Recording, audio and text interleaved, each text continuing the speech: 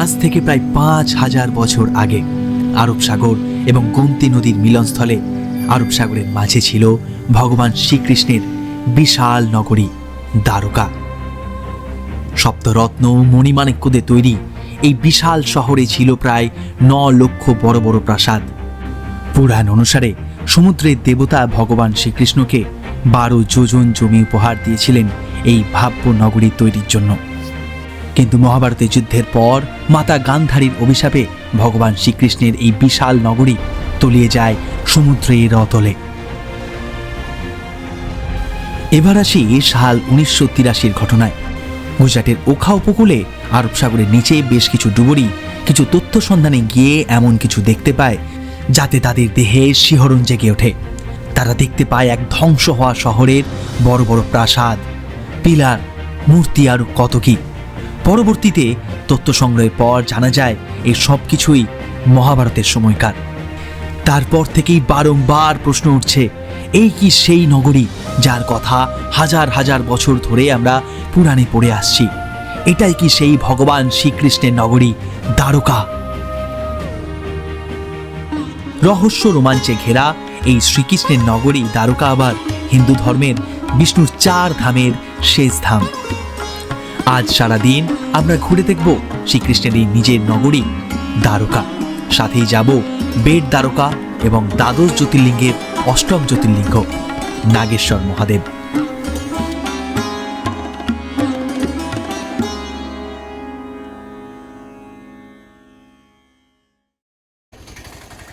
বিগত 2 দিন সোমনাথে সোমনাথ জ্যোতির্লিঙ্গ এবং গির জঙ্গলে দারুণ সুন্দর রোমাঞ্চকর সাফারির পর আজ পালা সোমনাথকে বিদায় জানিয়ে দ্বারকার পথে এগিয়ে যাওয়ার। তাই সকাল সকাল তৈরি হয়েই আমরা বেরিয়ে পড়লাম। আর এই যাত্রাপথও যেন ছবির মতন সুন্দর। কখনো পথের দুদিকে ঘন নারকেল বাগান, আবার কখনো পথের বাম দিকে নীলাভ সুন্দরী দিগন্ত বিস্তৃত আরব সাগর।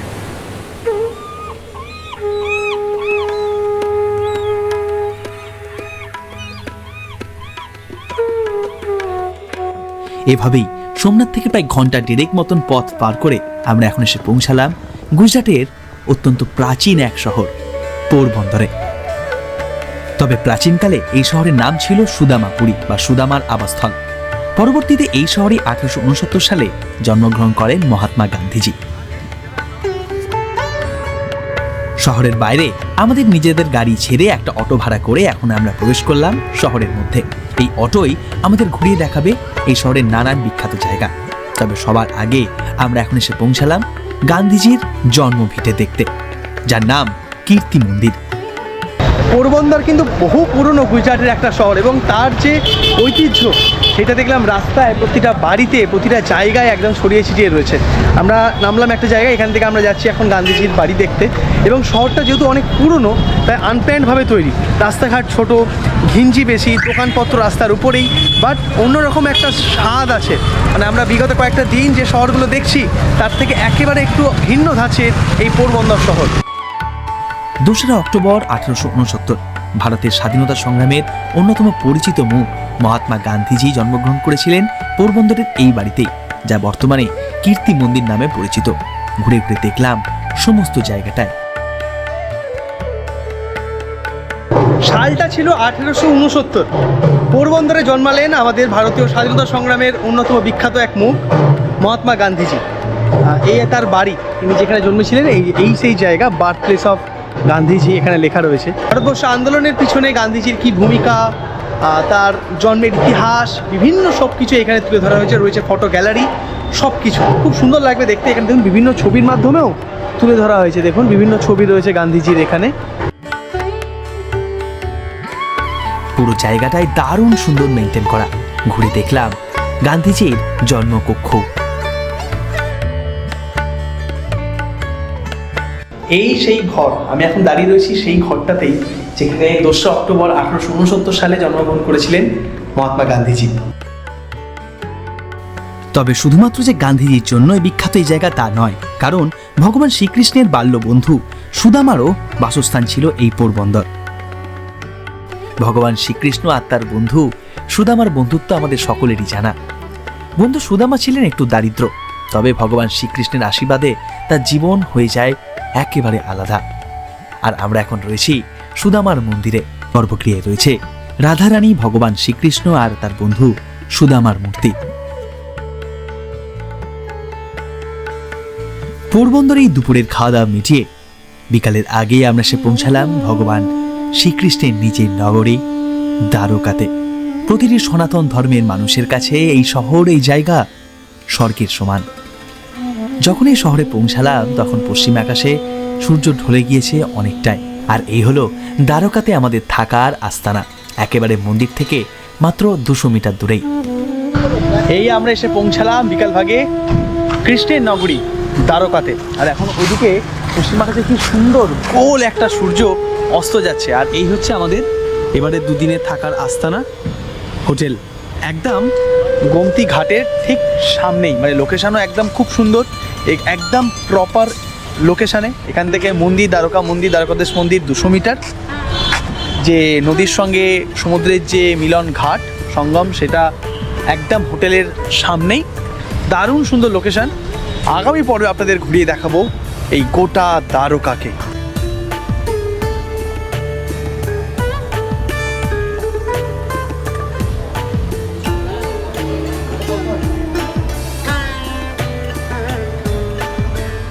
আমার কুলি, পার্সোনাল কুলি অর্ক। বাট রুমটা দেখো অর্ক, এখন আমরা স্নান করবো, তারপরে ঘুমাবো, কালকে সকালে দেখা হবে। আমরা এবার এই গোটা গুজরাট ভ্রমণ করছি বাবা বিশ্বনাথ ভ্রমণ সঙ্গী এই ট্যুর কোম্পানিদের সহযোগিতায়। তাদের হোটেল চয়েস কিন্তু খুবই ভালো। মানে বিভিন্ন জায়গাতে আমরা থাকছি, প্রায় আজকে ট্রিপের প্রায় শেষ লগ্নে আমরা দাঁড়িয়ে। প্রত্যেক জায়গায় হোটেল কিন্তু খুবই ভালো এনাদের। একদম মেন লোকেশন আপনাদের দেখালাম। ঠিক আমি এই জায়গাটা দাঁড়িয়েছিলাম, রুম আমার 104।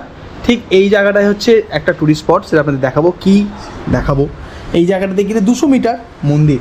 আর এই হচ্ছে রুমটাও কিন্তু খুব সুন্দর। রুমটা কেমন অর্ক? খুব সুন্দর, হেবি না? বড় সড়ো, একদম স্পেশিয়াস, বড় সড়ো, একদম প্রিমিয়াম ডিলাক্স ক্যাটাগরির একটা রুম। বড় বিছানা রয়েছে থাকার, এখানে এসি তো রয়েছেই, খুব গরম। ছবি টবিতে সুন্দর সাজানো রয়েছে। এখানে ইলেকট্রিক কেটেল রয়েছে, জল দিয়েছে কমপ্লিমেন্টারি, চা কফি এগুলো দিয়েছে, বসার জায়গা দিয়েছে, জামা কাপড় রাখার জায়গা দিয়েছে, এখানেও কিছু জিনিস রাখতে পারেন। আর এদিকে টিভি আছে, এদিকে অর্ক আছে।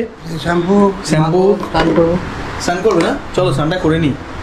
আর এই হচ্ছে আয়না। আর এইদিকে আপনাদের টয়লেটটাও দেখিয়ে দিই। বাহ, সুন্দর টয়লেট, পরিষ্কার পরিচ্ছন্ন।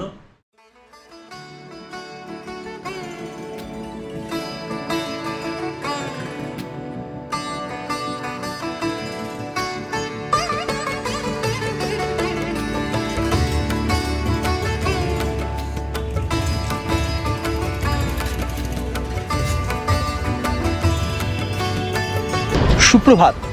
হিন্দু ধর্মে সপ্তপুরীর এক পুরী এবং বিষ্ণুর 4 ধামের চতুর্থ ধাম দ্বারকা থেকে আপনাদের সকলকে স্বাগত জানাচ্ছি। গতকাল বিকালেই আমরা এসে পৌঁছেছি শ্রীকৃষ্ণের নগরী দ্বারকাতে। আর আজ একেবারে সকাল সকাল ঘুম থেকে উঠে স্নান সেরে যাচ্ছি শ্রীকৃষ্ণের দর্শনে।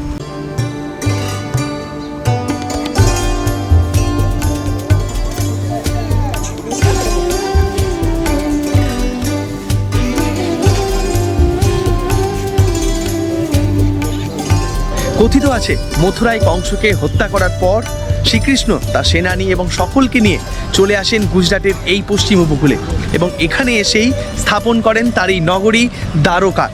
সংস্কৃত ভাষায় দ্বারকা শব্দের অর্থ স্বর্গের দরজা বা মুক্তির পথ।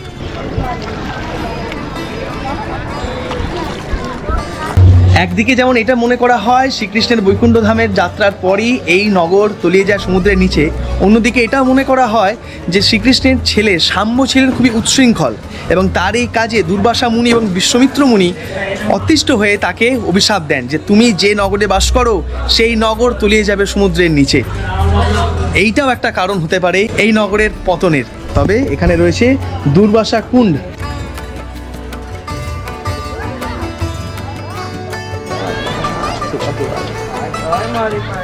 দুর্বাসা কুণ্ড দেখে এরপর আমরা এগিয়ে চললাম বাজারের মধ্য দিয়ে দ্বারকার অলিগলি পেরিয়ে। আমরা এখন চলেছি গোমতী নদী এবং আরব সাগরের সঙ্গম দেখতে।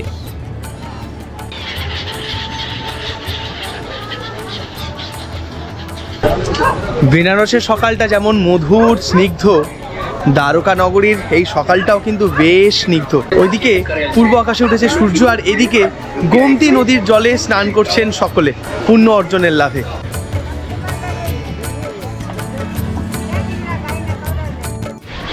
এবং এই সেই জায়গা যেখানে গোমতী নদী মিশেছে আরব সাগরের সঙ্গে। এই জায়গাটা নতুন করে আবার তৈরি হচ্ছে, এই জায়গাগুলো পুরো পাড় বাঁধিয়ে সুন্দর লাগছে। আর ঠিক এর পিছনেই হচ্ছে দ্বারকাধীশ মন্দির, আর এইটা হচ্ছে সঙ্গম মন্দির, সঙ্গম নারায়ণজিকা মন্দির। ইতিহাস, পৌরাণিক কাহিনী এবং প্রত্নতত্ত্বের মিশ্রণ এই দ্বারকা মন্দির, যা বিশ্বাস করা হয় ভগবান শ্রীকৃষ্ণের পৌপুত্র বজ্রনাভ কৃষ্ণের আদি নগরীর উপর প্রতিষ্ঠিত করেছিলেন। হিন্দু মতে ভগবান বিষ্ণু স্বর্গ থেকে মর্তে আসার পর 4 ধাম পরিক্রমণ করেন, আর আমি এখন দাঁড়িয়ে রয়েছি সেই 4 ধামের শেষ ধাম বা চতুর্থ ধাম দ্বারকা মন্দিরের সামনে।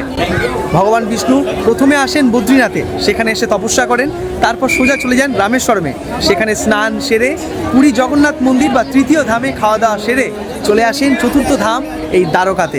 আর বর্তমানের এই বিশাল চুনাপাথরের কাঠামোটি 1500 অথবা 1600 শতাব্দীর। আমরা দারুণ সুন্দর দর্শন করে এখন বাইরে এলাম।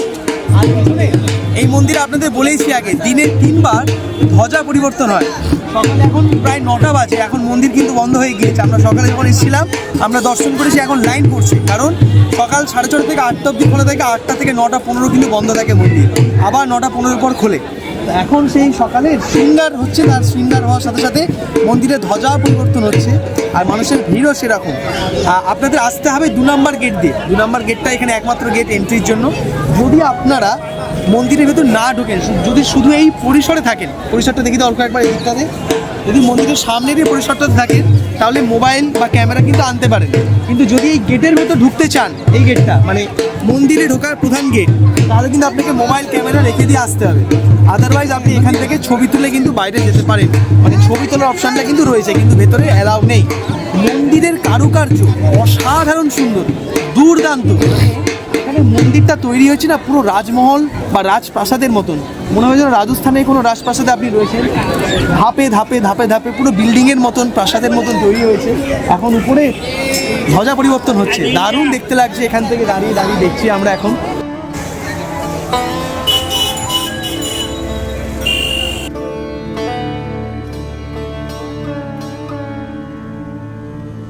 এবং এখানে সকালবেলা দর্শনের ভিড়টা দেখুন, প্রচুর মানুষ এসেছেন সকাল সকাল দর্শন করতে। এখানে জুতো, মোবাইল, ব্যাগ, ক্যামেরা সব রাখার ব্যবস্থা রয়েছে বিনামূল্যে। মন্দির দর্শন করে এখানে বাইরে এত দোকান রয়েছে স্ন্যাক্সের, সুন্দর সুন্দর খাবার, ফাপড়া, জালেবি গরম গরম। তারপর আমরা কিনলাম সিঙ্গাড়া, সমোসা, তাই তো অর্ক? আমরা অ্যাকচুয়ালি লোভটা সামলাতে পারলাম না, আমাদের হয়েছে কচুরি, বাট তার আগে এগুলো টেস্ট না করলে না মনে হচ্ছে না, মনটা একটু আধ খাপছাড়া রয়ে যাচ্ছে। এই গরম গরম জালেবি নিয়ে নিলাম, ফাপড়া হচ্ছে এখানে গরম গরম ভাজা, আর এখানে মিক্স ভাজি, সমোসা, ধোকলা সব রয়েছে, এখানে পোহা রয়েছে। নিন নিন।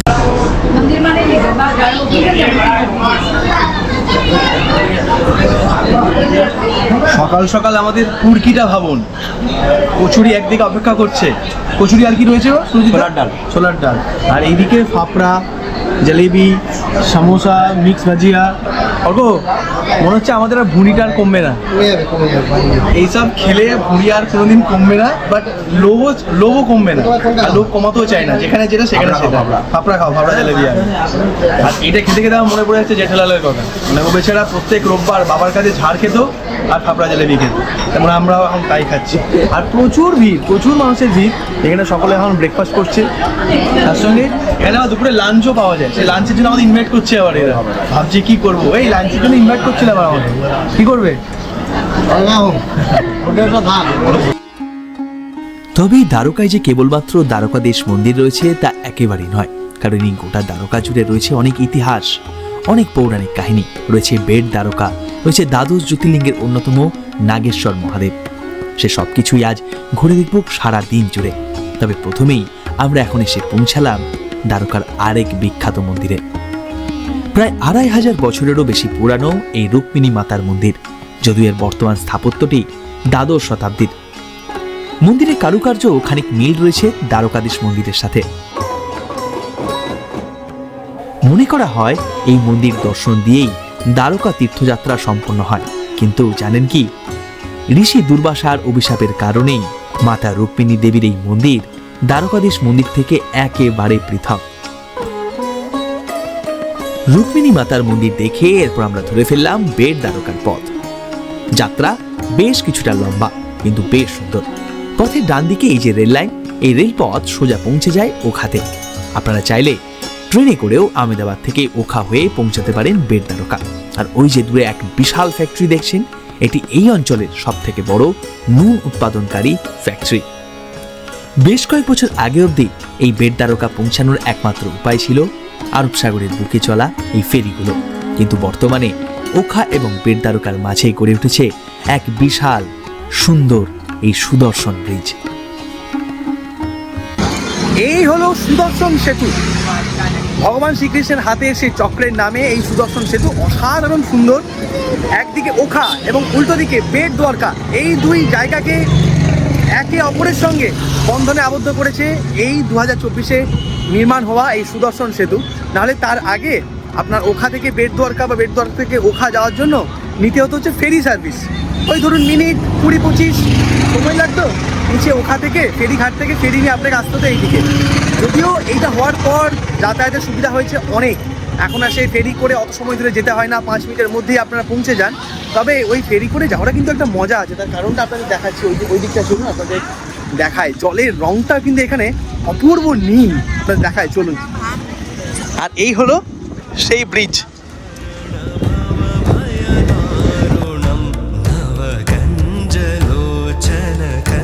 ভগবান শ্রীকৃষ্ণের রাজধানী দ্বারকা দেখে এই বিশাল সুদর্শন সেতু পার করলেই আপনি পৌঁছে যাবেন শ্রীকৃষ্ণের নিজের নগরী বেট দ্বারকা।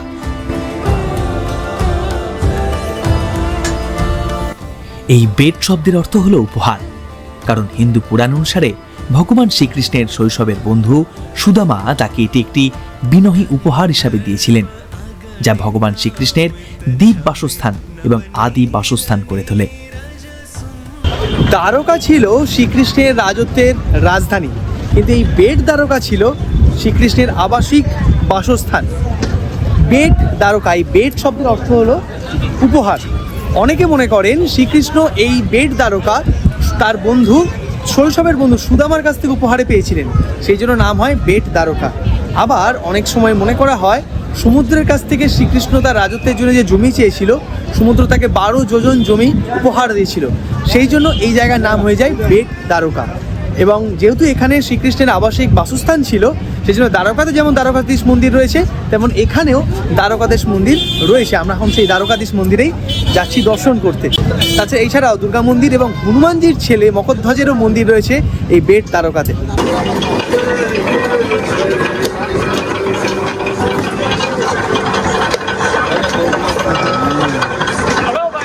ঠান্ডা, কি সুন্দর টেস্ট, এত গরম না, ঠান্ডা ঠান্ডা আখের রস খেয়ে আমরা মন্দিরে যাব।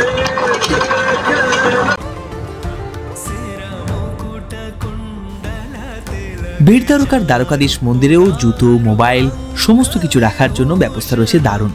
লাইন দিয়ে মিনিট 40-এর মধ্যেই আমরা দর্শন করে নিলাম বেট দ্বারকার দ্বারকাধীশ মন্দিরে। আজকে দারুণ দিন কাটছে, সকাল সকাল দর্শন করেছি দ্বারকাধীশে, দ্বারকা মন্দিরে, আর এখন এসে দর্শন করলাম বেট দ্বারকায় দ্বারকাধীশে। খুব সুন্দর দর্শন হলো এবং সিস্টেমেটিক লাইন, ছেলে মেয়ের আলাদা আলাদা লাইন। মূর্তির কথা যদি বলি, দুই মন্দিরে কিন্তু মূর্তি খানিক একই রকম, দুটো সাজও খানিক একই রকম, দেখতেও একই রকম। আমাদের ওখানে থেকে মূর্তি কিন্তু এখানে একেবারে আলাদা, একেবারে কালো পাথরের মূর্তি, কিন্তু খুব সুন্দর করে সাজানো। প্রতিদিন আলাদা আলাদা শৃঙ্গার হয়, আলাদা আলাদা পোশাক হয়। মাত্র 15-20 মিনিটের মধ্যে আমরা মন্দিরে দর্শন করলাম। দুপুর 12:30টায় বন্ধ হয়ে যাবে মন্দির, আবার ওই 1:30টার পরে খুলবে। তো আসলে এই সময় দর্শনটা করে নিন। এই যে এই দিকে লাইনটা দেখতে পাচ্ছেন, এই লাইনটাই একদম ভেতরে ঘুরতে ঘুরতে গেছে মেন মন্দির ওই দিকে, ওইটা হচ্ছে প্রধান মন্দির। এই দ্বারকাতে কেবলমাত্র যে শ্রীকৃষ্ণের মাহাত্ম্য রয়েছে তা একেবারেই নয়, কারণ এই দ্বারকাতে রয়েছে হিন্দু ধর্মের 12 জ্যোতির্লিঙ্গের 8ম জ্যোতির্লিঙ্গ নাগেশ্বর মহাদেব। शिव शंकर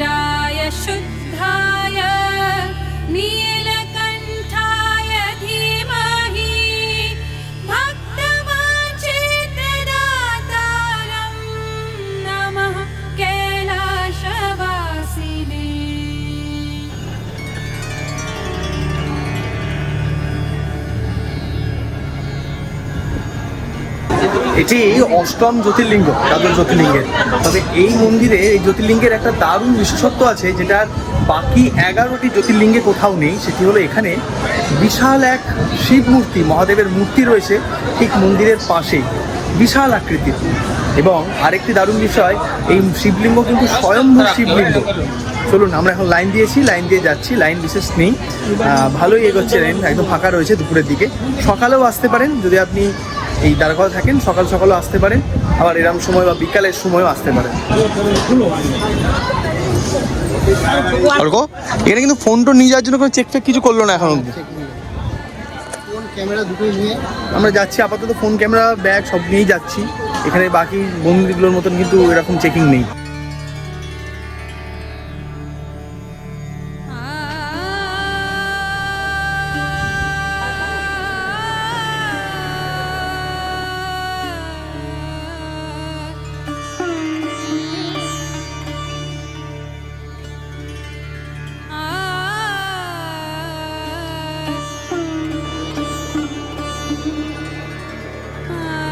দারুণ সুন্দর দর্শন করলাম নাগেশ্বর মহাদেবকে, মনটা ভরে গেল। এত কাছ থেকে দর্শন, যদিও স্পর্শ দর্শন করতে পারিনি যেমন আমরা পুরনো সোমনাথ মন্দিরে করেছি, বাট এখানে লাইন খুবই স্মুথ, তাড়াতাড়ি যাচ্ছে। এবং এখানে পুজো দেওয়ার ব্যাপারও রয়েছে, আপনি অভিষেকও করতে পারেন, পুজোও দিতে পারেন। আবার সবথেকে ভালো বিষয়, আপনি এখানে ছবিও তুলতে পারেন। লাইনে দাঁড়িয়ে মোবাইল ইউজ করবেন না, মোবাইল নিয়ে আসুন ভেতরে, দর্শন করার পর বাইরে দাঁড়িয়ে আপনি ভেতরে গর্ভগৃহে ছবি ভিডিও তুলতে পারেন। খুব সুন্দর। এখানে দেখুন দুর্গা মাতার মন্দির রয়েছে এবং এখানে সব পুজো টুজো, অভিষেক গেট, এখান দিয়ে আপনি অভিষেক দিতে যেতে পারেন, অভিষেক করতে যেতে পারেন এই গেটটা দিয়ে। আর ওইদিকে গর্ভগৃহ, গর্ভগৃহ থেকে অনেকটা নিচে শিবলিঙ্গ রয়েছে এবং এই শিবলিঙ্গ হচ্ছে স্বয়ম্ভূ শিবলিঙ্গ এবং শিবলিঙ্গের উপরে রয়েছে নাগ দেবতা, কারণ এনার নাম নাগেশ্বর মহাদেব। দারুণ সুন্দর দর্শন করলাম, এবার বেরোই। এই যে নাগেশ্বর মহাদেব কেন নাম হয়েছে জানেন? নাগেশ্বর মহাদেব, এখানে মহাদেব মানে শঙ্করকে নাগ রূপে এবং পার্বতীকে নাগিন রূপে পূজা করা হয়। এই কারণে মহাদেব এবং পার্বতীকে গঙ্গা জল দিয়ে অভিষেক করানোর সাথে সাথেই নাগ এবং নাগিনকে ডোডা চড়ানোর মাহাত্ম্য এখানে আছে। সেই জন্য একেবারে আলাদা এই জ্যোতির্লিঙ্গ অন্যান্য 11টি জ্যোতির্লিঙ্গের থেকে। দ্বাদশ জ্যোতির্লিঙ্গের বিভিন্ন মাহাত্ম্য রয়েছে, নাগেশ্বর মহাদেবেরও মাহাত্ম্য কিন্তু দারুণ। আমরা এই গোটা ট্রিপের দুখানা জ্যোতির্লিঙ্গ কভার করে ফেললাম। আমার আর বাকি রইলো 4টে জ্যোতির্লিঙ্গ কভার করা। তারপরেই আমি খুব ভাগ্যবান আপনাদের সাথে পেয়েছি এবং এই বয়সে আমি বিষ্ণুর 4 ধামের 4টি ধামই সম্পূর্ণ করলাম যাত্রা। এখন বাকি রয়েছে দ্বাদশ জ্যোতির্লিঙ্গের 4টি জ্যোতির্লিঙ্গ। আর করলে অনেকটি জীবনের স্বপ্ন পূরণ হবে আর কি। আশীর্বাদ করবেন যাতে আগামী বছরই এই 4টে সম্পূর্ণ করতে পারি যাত্রা।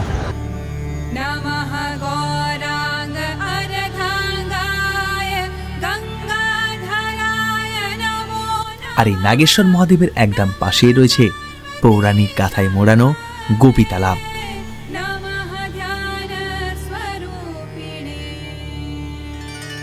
আমরা এখন দাঁড়িয়ে রয়েছি গোপী তালাবে। এই সেই গোপী তালাব সামনে। এখানে বলা হয় শ্রীকৃষ্ণের যে 16,000 গোপী ছিল, সেই 16,000 গোপীর এখানে মোক্ষ প্রাপ্তি হয়, মানে শেষ জীবনের শেষ সময়টা তারা শেষ নিঃশ্বাস এখানেই ত্যাগ করেন, এখানেই মোক্ষ প্রাপ্তি হয়। সেই জন্য এই জায়গার নাম হয়ে গেছে গোপী তালাব। এই হচ্ছে গোপী তালাব। আর এই গোপী তালাবের নিচে যে মাটি, গরমকালে যখন জল শুকিয়ে যায় সেই মাটি এনারা তুলে নিয়ে আসেন, একে বলা হয় গোপী চন্দন। এই যে প্রচুর এরকম গোপী চন্দন দেখতে পাবেন, इसमें কেমিক্যাল নিয়ে না। এই গোপী চন্দন আপনি মুখেও মাখতে পারেন, ফেস প্যাক হিসেবে ঠাকুরকেও দিতে পারেন, বিভিন্ন কাজ রয়েছে আর কি। এরপর সেদিন দ্বারকা ফেরার পথে আমরা গিয়েছিলাম দ্বারকার সবথেকে বিখ্যাত শিবরাজপুর সমুদ্র সৈকতে। 30 টাকা করে টিকিট কেটে প্রবেশ করলাম আমরা বিচে। বলে রাখি, এটি একটি ব্লু ফ্ল্যাগ বিচ, অর্থাৎ এটি একটি পরিষ্কার পরিচ্ছন্ন সাদা বালির সমুদ্র সৈকত। দ্বারকা ঘুরতে আসা প্রত্যেকটি পর্যটকের কাছে আকর্ষণের অন্যতম কেন্দ্রবিন্দু এই সমুদ্র সৈকত। কেন? তার জন্য অবশ্যই আপনাকে আসতে হবে। এখানে রয়েছে নানান রকম মনোরঞ্জনের ব্যবস্থা। বাহ, দারুণ সুন্দর একটা বীজ। তো এই বীজটা কিন্তু একেবারে সাদা বালির বীজ। এই দেখুন, বীজটা পুরো সাদা বালির। ওই দিকটা আরও প্রচুর মানুষজন এসছেন দেখছি। জলের রং একেবারে নীল এবং প্রচুর এই সমস্ত বীজগুলো দেখছি। এখানকার বীজগুলোতে প্রচুর কোরাল রিফস রয়েছে, ডেড কোরালস, এবং এটাই এখানকার একমাত্র বীজ যেখানে স্কুবা ডাইভিং হয়। 2,000 টাকা পার পার্সন। এছাড়া বিচ প্যারাসেলিং, জেট স্কি, নানান রকম ওয়াটার অ্যাক্টিভিটিস কিন্তু আপনি এখানে পাবেন। তবে স্কুবা ডাইভিং যেটা হয় সেটা খুব একটা ভালো নয়। আমি বেশ কয়েকজনের কাছ থেকে রিভিউ নিয়েছিলাম যে খুব একটা ভালো স্কুবা ডাইভিং এখানে হয় না, বাট যারা প্রথমবার করতে চাইছেন তারা করতে পারেন। এখানে দেখুন প্রচুর মানুষ এসছেন বিকাল ভাগে, বসে আরাম করছেন, কেউ গল্প করছে, কেউ ওয়াটার অ্যাক্টিভিটিস করছে। ওই দিকটাতে পুরো দেখুন, ওই দিকটা পুরোটা ওয়াটার অ্যাক্টিভিটিসের জায়গা। এই সমস্ত গ্লাস বটম বোটগুলো বা ছোটো ছোটো বোটগুলো করে স্কুবার জন্য কিছু দূর আপনাকে নিয়ে যাবে কোরালস দেখানোর জন্য। আন্দামান বা লাক্ষাদ্বীপে যে সুন্দর স্কুবা ডাইভিংটা হয় এখানে সেটা হয় না। এখানে জাস্ট কোরাল আপনি দেখতে পাবেন, জলটাও খুব একটা পরিষ্কার নয়, ঘোলাটে।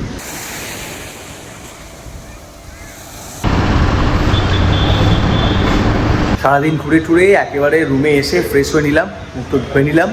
আমাদের হোটেলটা তো আপনাদের গত পর্বে দেখিয়েছি, একদম দ্বারকা মন্দির থেকে মাত্র 200 মিটারের মধ্যেই। এবং হোটেলটা দারুণ সুন্দর। আমাদের রুম হচ্ছে ঠিক এইটা আমাদের রুম, আর এইটা হচ্ছে আমাদের খাওয়ার জায়গা। আপনাদের রুমটা তাও আমি এই ভিডিওতে আরও একবার আপনাদের দেখাবো।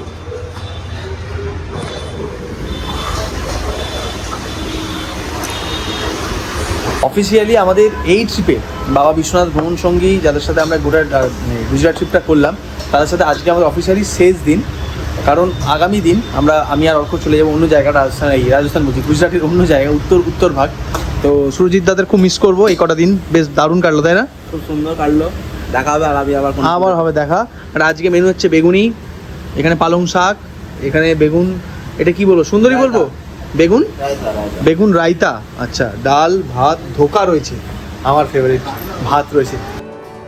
আজই আমাদের দ্বারকায় শেষ দিন, তাই বিকালে সূর্যাস্তের পরই হোটেলে না থেকে সোজা চলে এলাম দ্বারকাধীশ মন্দিরের সামনে।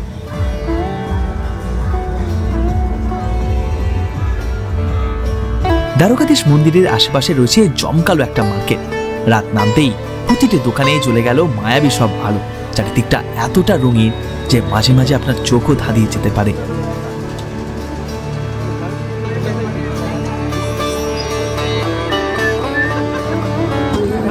সকালবেলা এক চিত্র দেখেছি এখানে, সন্ধ্যাবেলা আরেক চিত্র দেখছি এখন। চারিদিকে আলো জ্বলে গিয়েছে, চারিদিকে প্রচুর দোকান।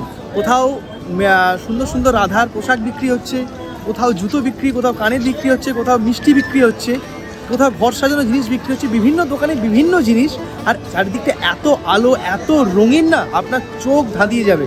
আর এখানে সকাল থেকে একটা জিনিস লক্ষ্য করছি, প্রত্যেক মানুষের মুখে রাধে রাধে নামটা।